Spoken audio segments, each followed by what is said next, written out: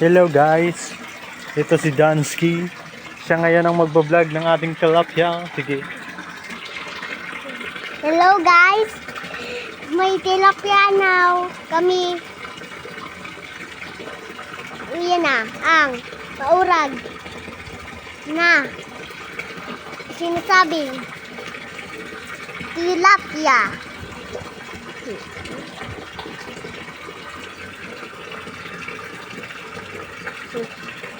Yan na. Yan na. Hindi, ano pa? Na. Ano pa? Na. Ano pa? Na. Iyan mo.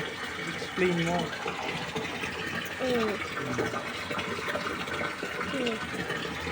Mm. Iyan mo pa. Hello guys, uyan na ang tilapia. Dakol. Hello guys. Episode, ano na po tayo? Part 5. Ayan yung tilapia natin. As usual, ang linis po ng pond natin. Ayan. Ang linis nila. At ating pinagana ang ating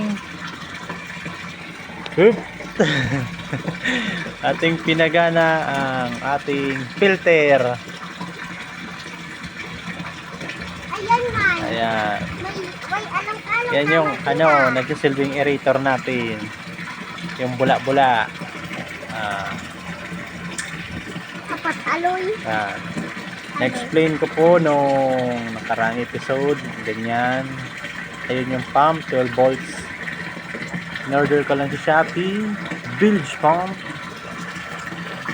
Ayan. Bibili lang kayo ng tubo PVC. Tataas na yan. Mahigit 2 metro o 2 metro lang yan. Tapos papunta dun. Yan. Ito yung magic filter natin. Hindi naman yan magic. Talagang ginawa ko talaga yan.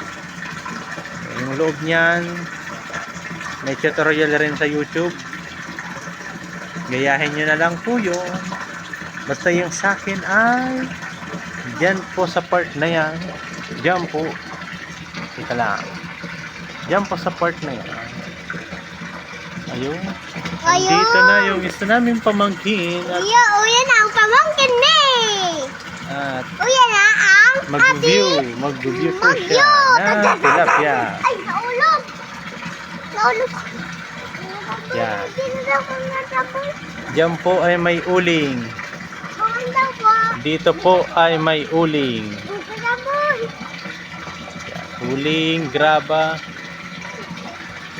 gravitas.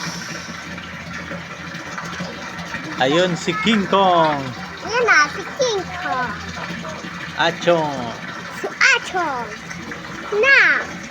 Ayan. Basta, gawin mo siya na to. Ayan. Ayan na po.